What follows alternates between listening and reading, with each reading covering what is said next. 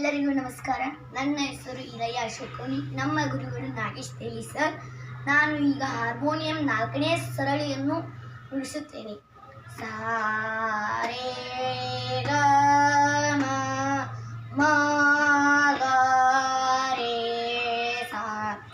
ಸಾ ರೇ ಗ ಮ ಪ ದ ನೀ ಸಾ. ಸಾ ನೀ ದ ಪ ಪ ದ ನೀ ಸಾ. ಸಾ ನೀ ದ ಪ ಮ ಗ ರೇ